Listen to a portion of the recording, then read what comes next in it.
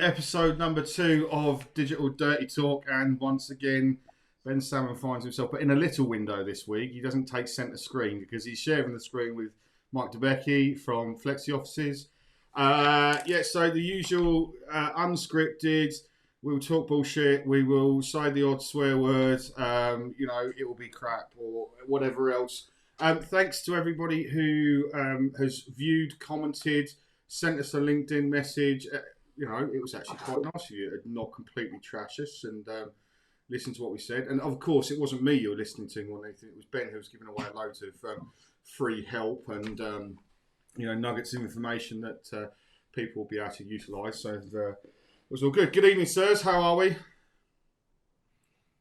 Good, thank you. Good, Michael. Thanks for joining. Having me. Pleasure. Thank you. So, topics this evening. We're going to talk about mental health. We're going to talk about flexible working and going Flexioffices. And Mike's going to jump in with his viewpoints on that. Ben, of course, is going to talk about data because that sort of seems to be his life. Maybe one day he'll get outside of that.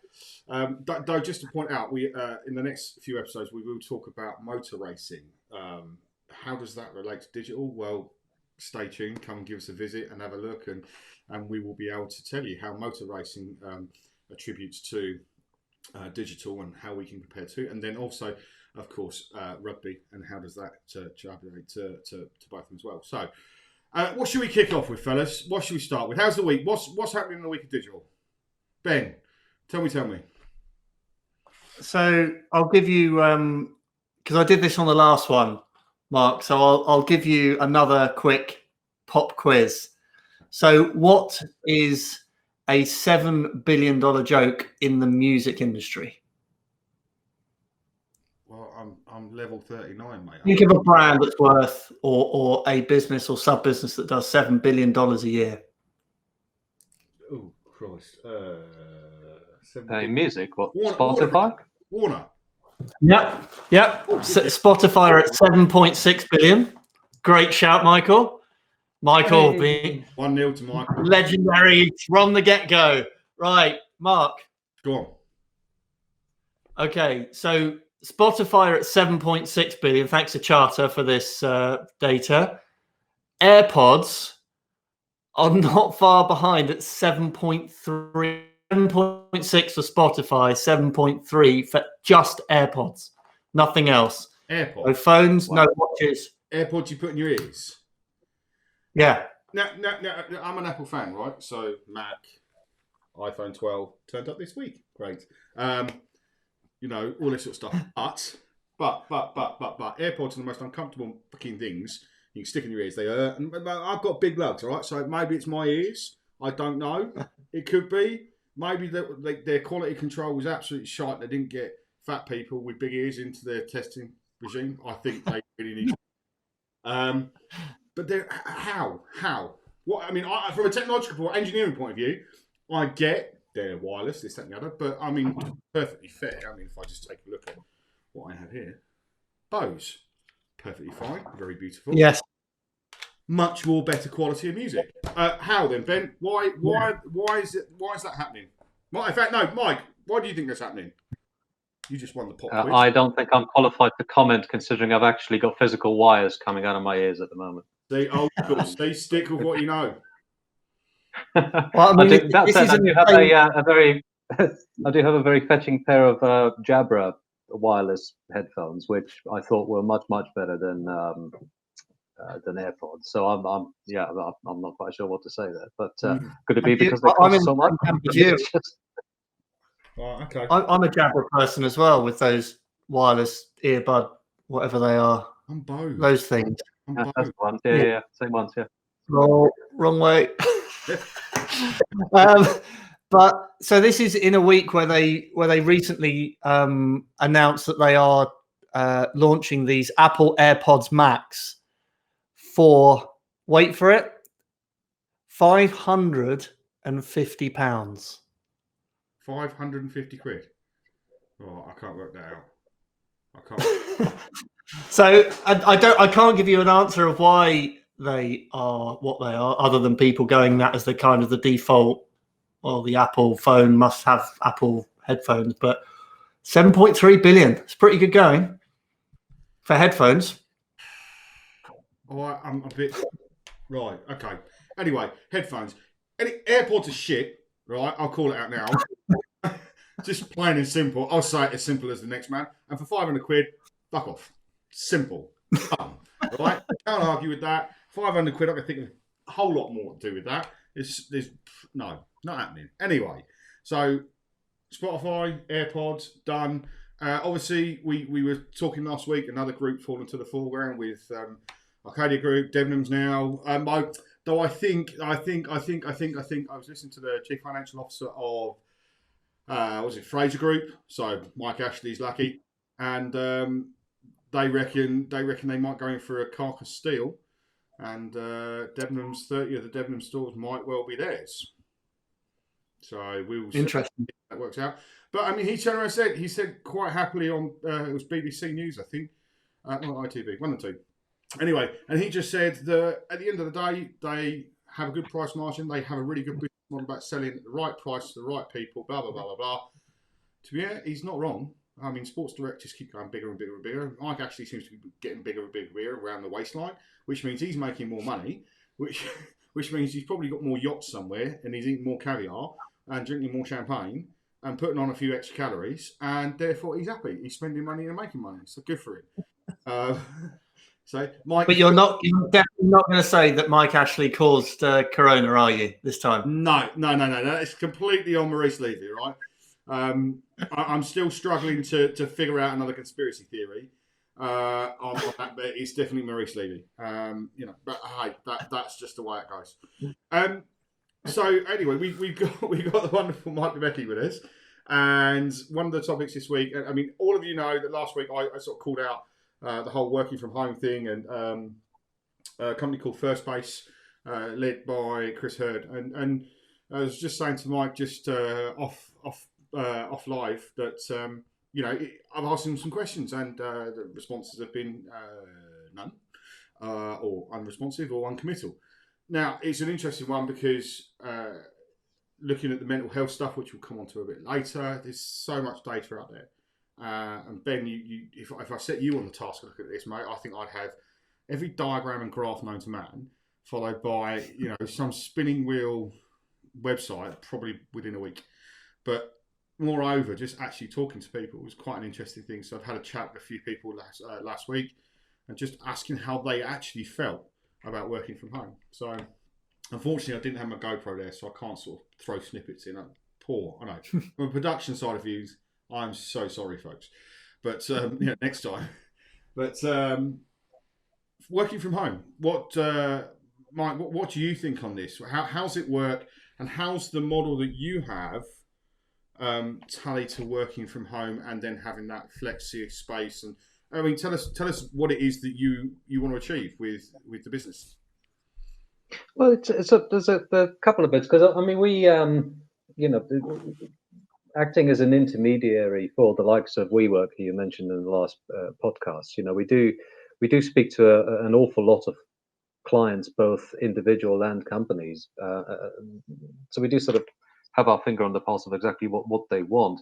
The whole working from home thing, I'd probably start from my own viewpoint and my own experience first, and then to the guys that work for me, and then sort of to the customers that we speak to. Because I'm one of these guys that, I've been with Flexi, I think 17 years next February. And I'm one of these guys that gets up at the crack of dawn. I'm in the office 7:30, 7:20. I don't leave till late.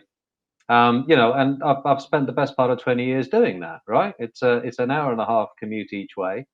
So I'm one of these archetypal kill yourself working people. Right? Should we after this call, should we go and seek someone in white coats? Do you want some help? Do you want, and we're about to talk about mental health. I mean, well, yeah, we'll get to that. So yeah, I'm sure you can throw some contacts at me.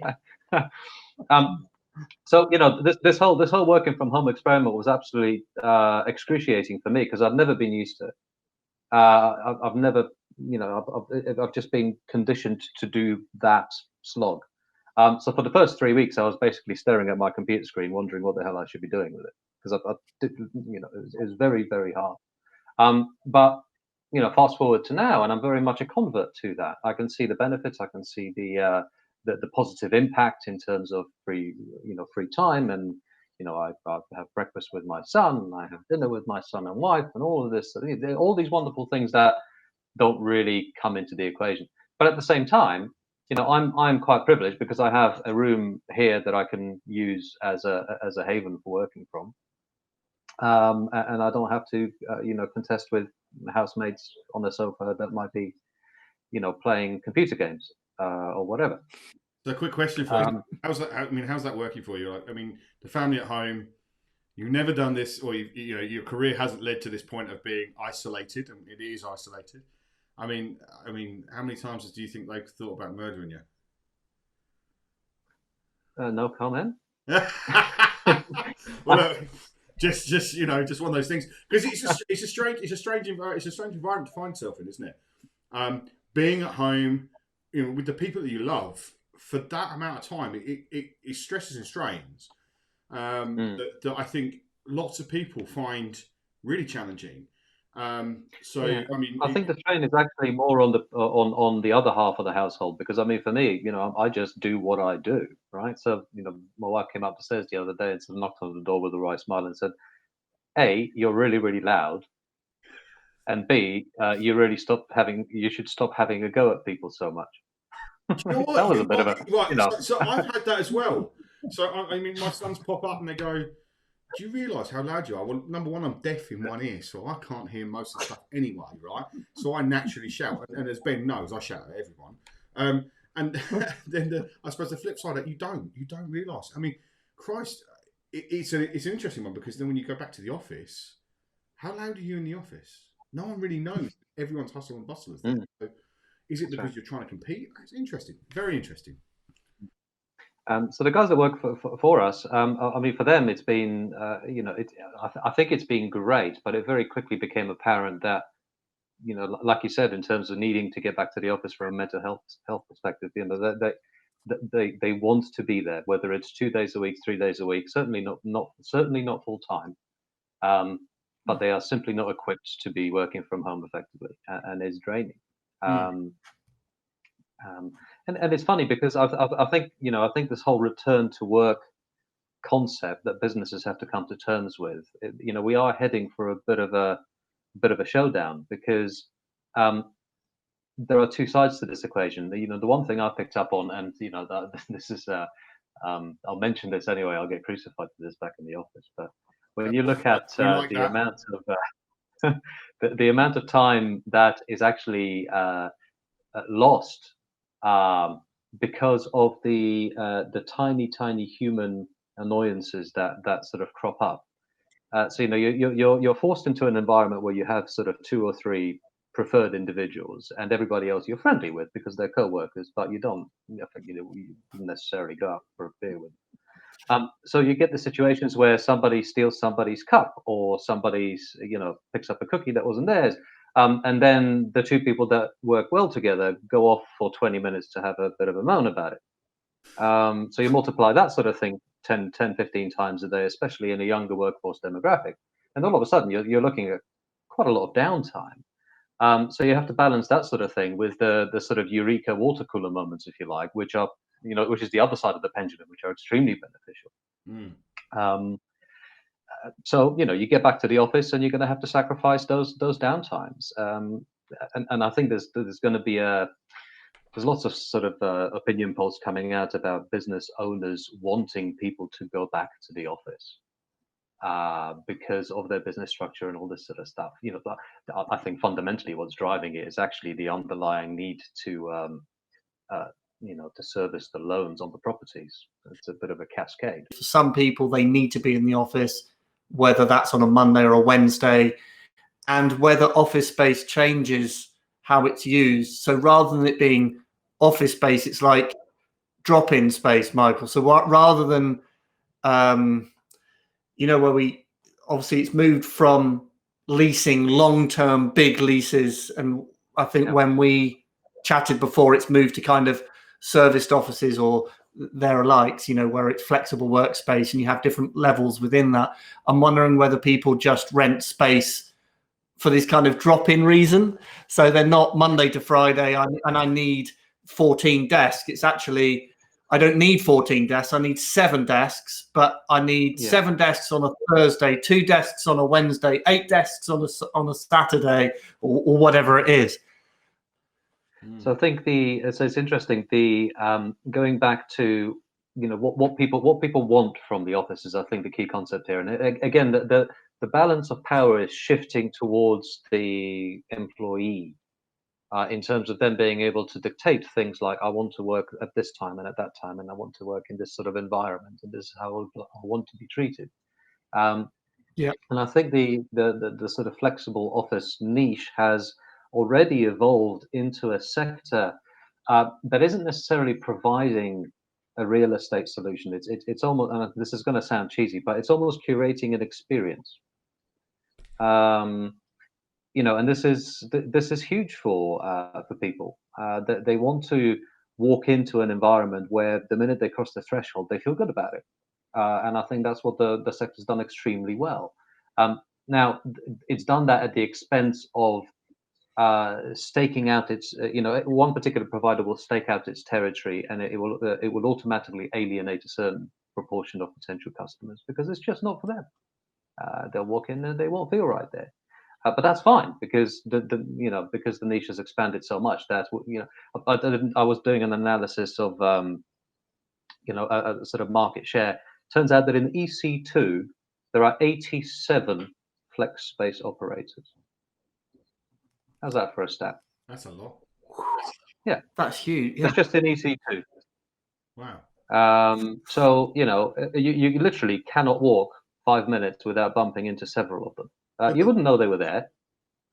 But are they delivering? Is that just a lot of independent landlords who are saying, now I've got space and I have to flex here, and they're not doing? Oh no, sorry, that's right now. That's right now. So these are built for purpose serviced offices. Oh, wow. Yeah. Okay. So that's not even taken into account what's happening right now, where landlords are taking the viewpoint, hang on a minute, I've got all this vacant square footage, let me turn it into something more flexible if I can.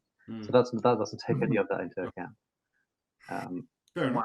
Well, the other part that for me is missing, and why we need, especially things like your flexi space that you offer, is education.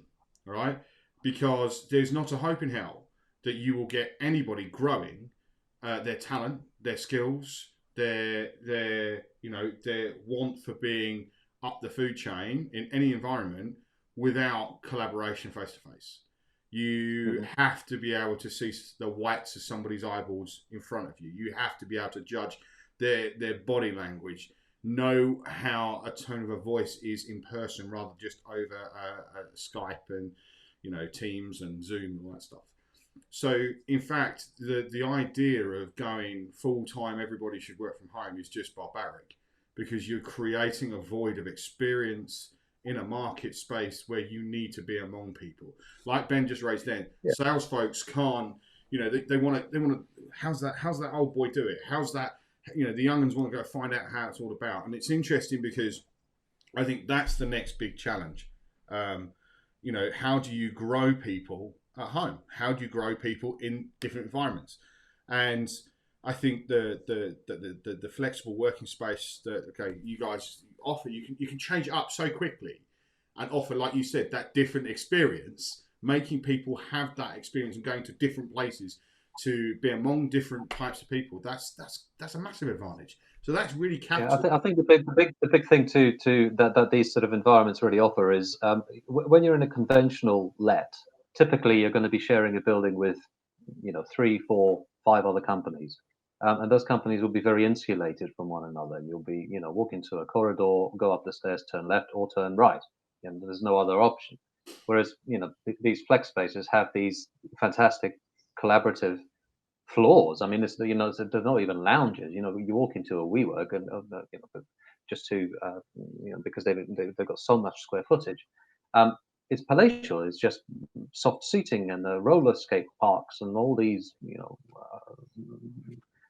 cool things that you can participate in. It just creates this blending pot where companies can meet one another, not only just collaboration within one company, but collaboration within a building. It's And I like think that chocolate, it's really like sets Willy it apart. Wonka's chocolate factory for office space people. Go through different zones Yeah, and meet the Oompa Loompas. yeah. I It's think we should dress talking Daniel up as an Oompa talking chocolate. I was trying to come up with an analogy of because there's going to be an awful lot of people that are coming out of traditional office space and coming into flex space for the first time, and they won't know what to expect. And I was trying to come up with a good Yeah. analogy, and the one I came up with was if you're used to sitting at home just drinking black coffee, imagine walking into Starbucks for the first time and wanting a coffee. There's no such thing. There's 1,001 different products, with marshmallows and this and bells and whistles. But and one of them is perfect for you. You'll drink it once and you'll drink it for the rest of your life. And that's what the flex space market is like. You walk into this ginormous menu of different wonderful things, and you have to sort of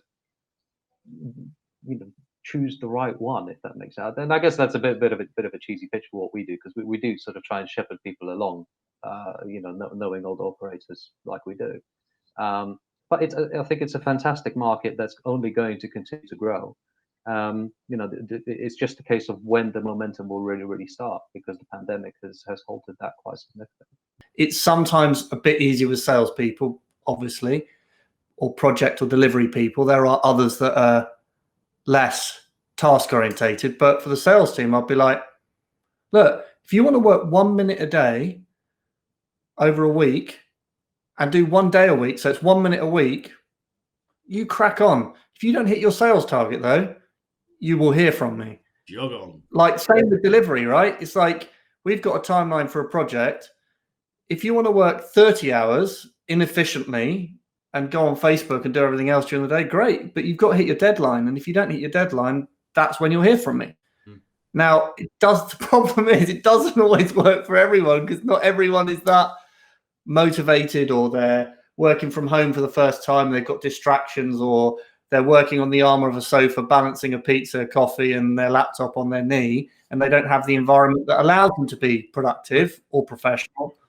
But I think this is just me. I'd let them crack on with it, and set them clear goals. And I think sometimes it's really hard. And again, for new starters, it's more difficult. I think if they don't know the ropes, they don't know the ropes. You need to nurture and help them. But yeah, I think having little watching cams on the thing, I mean, that's just saying to me that you don't trust them because they can't do the job. So why the hell did you employ them in the first place?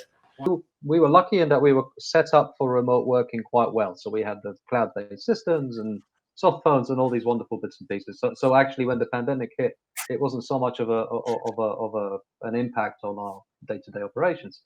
But the working from home and increases in efficiencies. You read about all of these sort of things that people have started working better and harder and smarter and all this sort of stuff.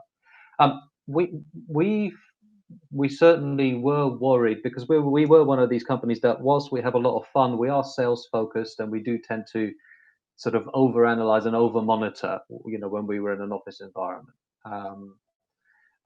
And what we found is that people, and again, this is sort of such an obvious statement, but it never ceases to amaze me how mature and how forward thinking the people that we employ actually are. Regardless of age. I mean, they've looked at the situation, they've looked at what's happening, and they've stepped up and they've worked their nuts off. And I do think that the pandemic itself has, a significant impact on that, because they're looking at that situation with a backdrop of a hugely suffering employment market, and they're saying, actually, Yeah. I'm very lucky to be in the position that I'm in, whether it's on furlough or whether it's employed and working. So I have to do my utmost to make sure that I'm still here in a month's time. So I think it will be interesting to see whether that dynamic changes once we are out of the pandemic, but working from home remains as a status quo. Because will people then start to perhaps treat it in a different way if they're able to? I don't. My gut says no, because this shift, this paradigm shift in terms of how people are working, people adapt to these sort of things very quickly. So it will become the norm. What you're saying, right? To the zombie apocalypse.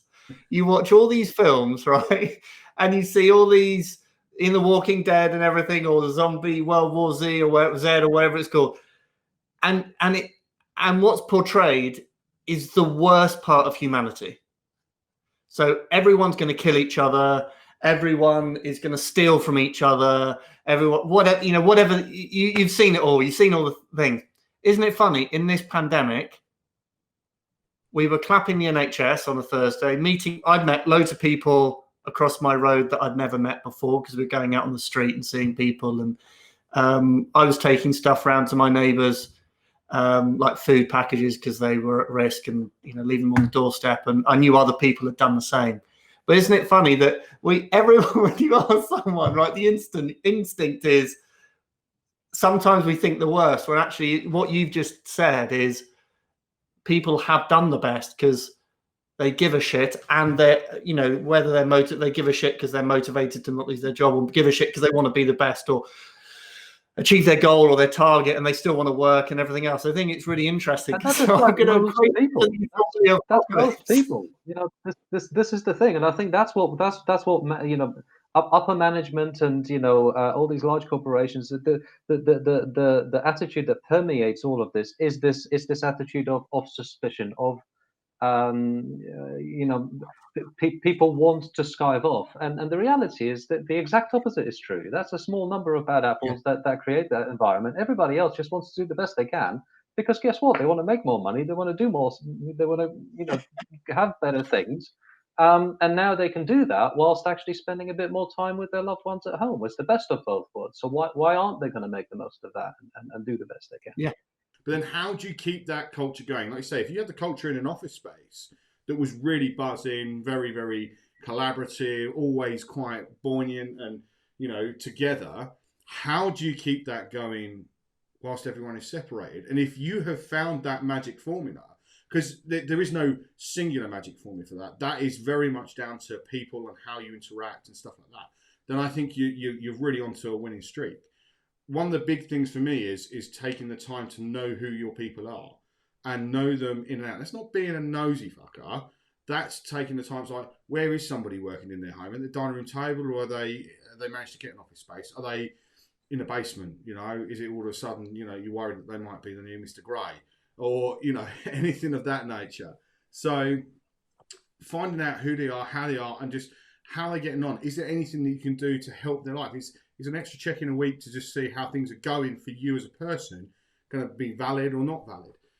And I think that's not just about then creating productivity. That's about looking after somebody's health. And the interesting thing is, if we look through stages, and I've said this to you before whilst we were talking about other things, but if you look through stages of our country and the health that we have, the health problems we suffered with, go way back to when the coal mining was still existing, and then builders out, you get breathing problems, and you then get asbestos, which then causes a whole load more problems. Then you get into higher rates of cancers, because all of a sudden the toxic stuff that the people weren't worried about that at the time. Then you get into the people who are in the sort of 80s and early 90s who have got joint problems, because those who are in the offices and things like that, there was no such thing as really manual handling and sitting down on your booty all day and this sort of stuff. You now come into the 21st century, and you start looking at the generation that are coming through, who have been everything from gamers, kids who are playing computer games all the time, all that sort of stuff. The next challenge is mental health, and looking after people's mental health is never more paramount than now. And we need to educate through this period of time, educate people about what mental health actually is. Now, there's loads of stuff, and in fact, we do. This is a sort of topic we need J-Lo on, because J-Lo is a big supporter of making sure people are well looked after, and even I jest about him. The guy's a legend, and he thinks very forwardly, and all that sort of stuff. But I think the paramount thing here is, how do you take that? Now, some fun, interesting things are, people working from home. They're how do you keep their well-being there? The biggest fear is depression, and that feeling inadequate against your peers, because you don't know what they're achieving. You can't see it with your own eyeballs. So as I said earlier on, that gamification of being in that working environment is really quite important to be able to support the growth, but also support the mental health. How can companies do that, do you think? It's it's a difficult one because it requires a lot of planning and a lot of investment in ways to deliver that sort of information to your employees. I mean, I can only comment on the stuff that we're doing, I guess, but you know, what we tend to do is quite simple. I mean, we run a CRM system that allows us to give people visibility on what the business is doing at any given point in time, so they've got all the numbers that they would normally have on the TV screen. But we have a very active Teams chat board. We have daily video check-ins with the guys that are working. We have weekly sort of raise a bottle or a glass session on a Friday afternoon.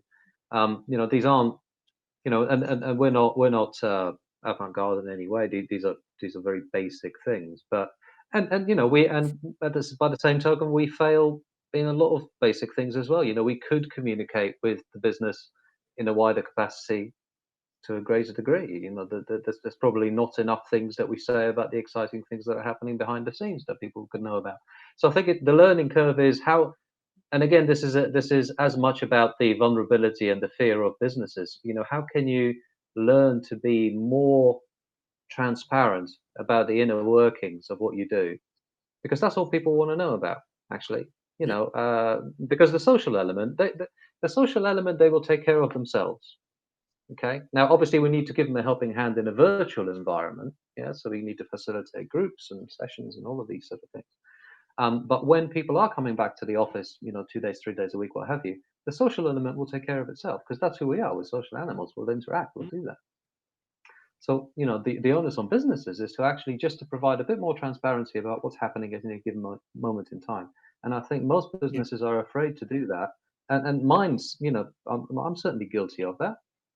Because and it's not because I'm consciously making the decision of, I can't tell that to my people because they'll use it and it's proprietary data and I'll lose market share. No, I just forget. And sometimes it's just it's literally that simple, and you sort of kick yourself because you've forgotten to send something out.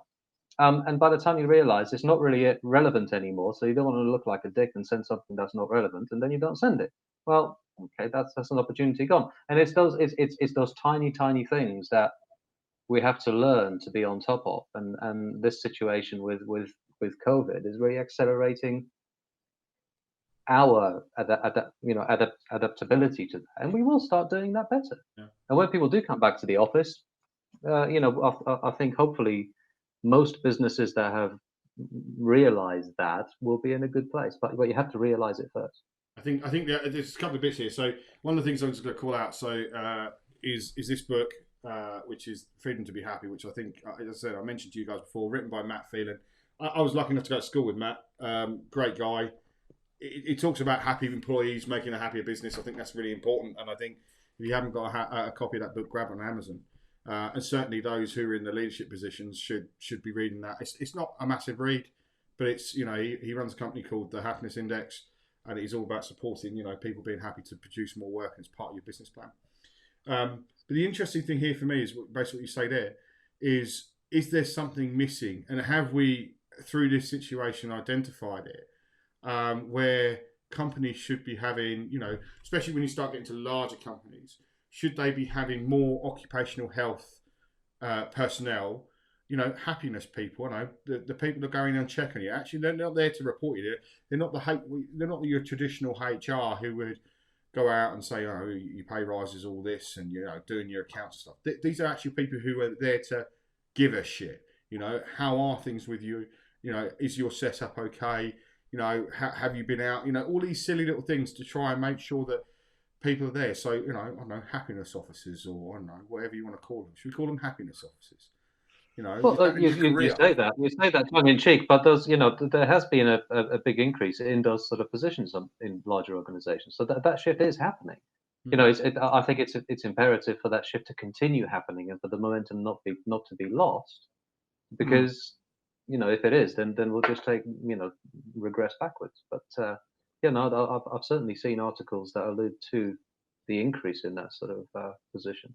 So Well, I really hopefully, hope fingers that, crossed, that is.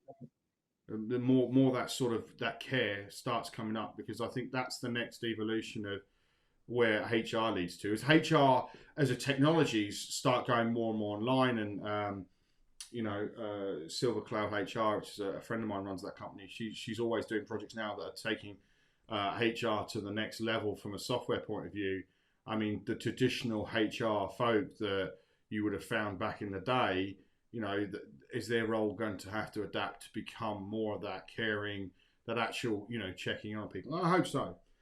Anyway, what other topics are we going to throw in the melting pot before we decide to throw offline? 6 minutes. I've got one for Michael. So I looked at some keyword data, and as expected, and I wanted to see kind of popular words that people have used and things like that. And one of them was working from home, right? So that's not really a surprise trend. We would see that spike. So I think that's working. Yeah. So there's another one, Mark, working from home, which is like massively spiked. The other one, which, and showing my ignorance, I'd never really thought of or seen before, that had a very similar picture to that, was telecommuting. Has that come up, right? Awesome. Yeah, is that just some bullshit? What is it? So telecommuting, right, is this, and look at the spike, and I'll tell you the search volumes in a minute, but is supposedly an employment like agreement with people, where the employee works outside of the employer's office. Like, that's the formal definition of it. And I was like, telecommuting? What the hell is that? And we saw a spike. I'm in office space, and that's the first time I'm hearing the term. I'm glad it's not just me then, because I was just looking at the trend and saw the spike, and there was a very similar pattern of working from home and telecommuting. But the search volume doesn't necessarily reflect that. When I looked at like for like at the top terms compared, I could see that actually telecommuting is actually quite a small number of searches per month. And the reason for raising it, was kind of that whole virtual versus reality thing. But secondly, in your world, Michael, a large part of what you do is interpret what people are searching for and find them the right thing. Quite often, I think you said it earlier. Lots of that is, I think, gut feel. So when you and I have talked in the past, there's a large part of that gut feel, stated value, actual value. Nah, I don't like that one. Doesn't smell very nice. Or what? No, I don't like the location of the coffee machine over there. That kind of stuff. Yeah. So if people are searching for telecommuting or things like that, or let's take office space, okay? Flexible office space in central London, I'm willing to pay 600 quid a desk. How are you guys handling the virtual tours or that qualitative, that experiential thing that you and I would normally have done when I came to see you in your new workspace? How are you interestingly? So there's a couple of points on that. So interestingly, the over the course of COVID, the number of virtual viewings, in other words, digital viewings that took place, was relatively small. Certainly, when you compare it proportionally to the amount of physical viewings that took place. But I think the reason for that is not so much that people don't want to do them, but they are not being offered as a sort of product, if you like. It's people walking around with WhatsApp or with FaceTime or whatever, or companies that have a Matterport on the website, but you can't really talk to anybody when you're looking at it, or you have to share screens, and then there's a bandwidth issue and all that sort of stuff. So interestingly, and I promise this isn't scripted for the viewers. Me and Ben haven't spoken for some time, but since you visited with us last, I've been working, and again a shout out. I haven't got a pop up or anything, but a company called Smart Viewing, a chap called Marc, who are very busy in the residential sector, and they put together a portal which basically puts two people in video contact so they can chat to one another, whilst in the middle of the screen you can navigate a 3D environment like a Matterport. So it's they're calling it an online guided viewing as opposed to a virtual viewing, and we're trying to roll this out within FlexSpace at the moment.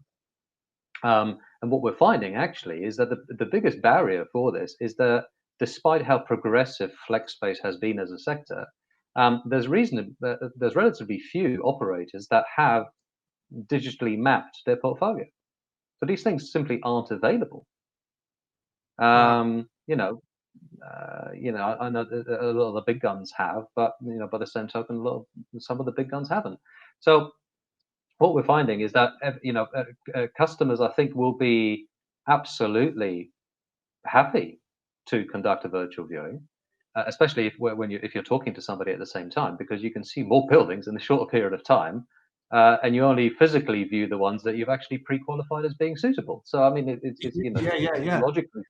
logically, it's just a great way of doing it. So that's something we're pushing right now. I'm kind of looking to the future, and I'm actually asking the question of, will flexible office space ever become a digital transaction? We're buying cars online now. I never thought that would happen.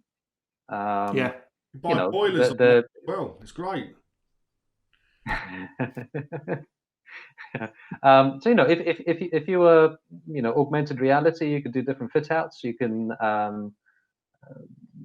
immerse yourself in an actual working day as a test run. But who knows where it will go? But I think virtual viewings are absolutely coming. Whether I manage to get it out there at scale or not, I don't know. But somebody will, without a shadow of a doubt. I mean, I think that's the thing. It's an interesting one because that's about infrastructure at that point, and it's much like just take an example, excuse me, of electric cars in the UK. As a good example, everyone should have one, really. Old green power and all that sort of thing.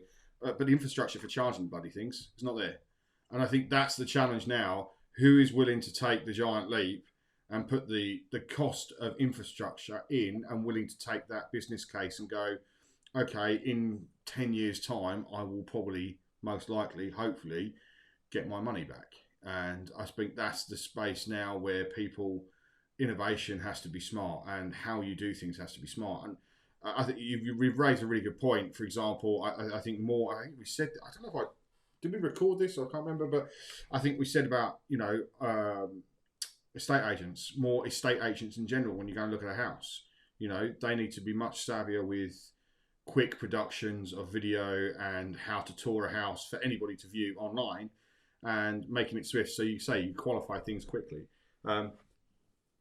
Obviously, there's a difference there between office spaces, because office spaces, you need, like you said, you need that experience. So it needs to be the next grade, other than a sort of shot on an iPhone or an Android, sort of taking someone around the house. But still, that investment, I think, is really valuable for anyone who wants to sell a good level of product.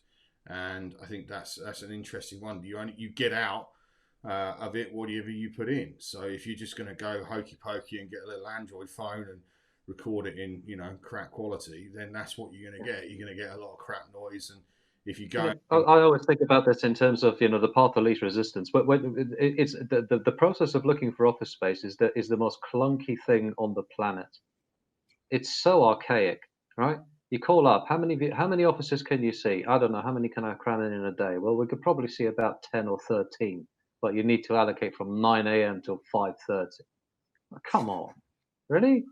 And you walk into 6 of them, and and they're not right, because but we're British, so we spend 45 minutes walking around and nodding and going, yeah, it's great. It's just waste everybody's time. Cut it down to a 10-minute walk around in a virtual environment. The look and feel and the aesthetics of the space are still the same. So you still get the gut emotional, yes, this is for me or not.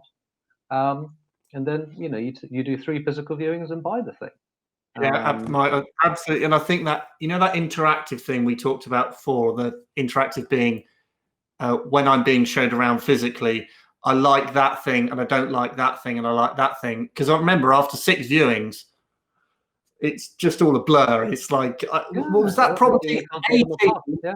Property 8 that was the really good one with the thing. What thing? The sofa. What sofa? The Chesterfield that had the pink dog on it. What are you talking about? So I'm wondering if there was this virtual thing, and I'm just super interested in this. Does this become an interim step? So we have our searching, inquiry. Maybe there's kind of a telebriefing kind of phone call with one of the sales team that then does a virtual tour with them, that then does that physical step. And actually we find that middle step becomes the de facto standard, to the point, right? Yeah. Controversial, to the point. Does the amazing office broker community pick up the cost of the development of that thing because they know that's a point of difference in the market, and it helps accelerate that you can have it, you can not have it. So of the 87 space operators in EC2, maybe 80 of them have it, and they see their conversion rates higher. The 7 that don't. Look, tell you what, when we've got time, I know we charge you a percentage fee. We're going to charge you a lower percentage fee. We won't do virtual viewings, but I tell you what, your conversion rate is going to be 20% lower than everyone else's. Just throwing it out there, just as a thing, because I think there's listen, it opens up a whole host of interesting ideas, and it's I think as with all product led things, you have to look at the user experience and the user journey, right? The steps that they go through they should contribute meaningfully to the products that they end up selecting. So at the moment, you go to, and this isn't just flex space. This is all office space, and to a certain degree residential. You're only able to put in very arbitrary search mechanisms. How much are you willing to pay? Where do you want to be? How much space do you want? Right, and that's pretty much where it ends. But what about But you can't filter your searches by I want to be in a space that values teamwork above everything else. These sort of intangibles that are so crucial, especially when you're talking about purchasing a product which is pre-made. Because flex space, they spent millions. It is what it is. They're not going to change it for you. You either like it or you don't. So when you're not talking about an empty 4 walls which you create for yourself, when you're talking about a product that's made for purpose, shouldn't we have a search mechanism that is driven by so much more than just I want to be here within a radius of this dot and I can't spend more than X? Because actually, as drivers, those are probably the least important in the hierarchy of needs. Because you've got 4 offices at £700 a desk, maybe. One, I know this is actually sort of scripted because it was from way back. But how light an area. It brings back fond memories. Yeah, exactly. But like things like that, how light an area is the space. Yeah. How hipster is it? How hipster? Yeah. Like how hipster is it? How much Shoreditch is in there? If John was here, he would be saying much stronger words than that. But no comment. But I think you're right. I think it's how do you bring that vibe more to life?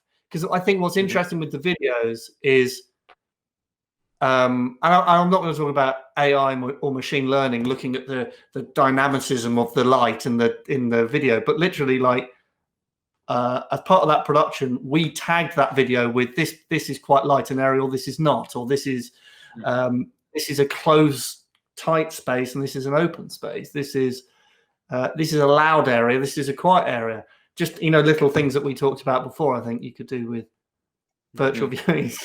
Well, I think it's a land of opportunity. But it's the start of an interesting journey, and hopefully we'll be able to bring it to some exciting developments soon. Yes. Well, I think if I'm very honest, I think that's I think that many of us are going to be making those changes in the world, with lots more going into digital spaces on how to work and how to bring that reality, that experience of a physical element much more into the digital space. I think every company is going through this evolution, trying to find out how to do it. Everything from bog standard builders, learning, education. The Flexi office space. I mean, probably even coffee sellers, how they're going to do it, how they're going to make it easier. Thanks very much, guys, for joining. And, great chatting to you, Michael. Thank you so much for being with us. Ben, as always, you're a pleasure. And until next time. Thanks so much.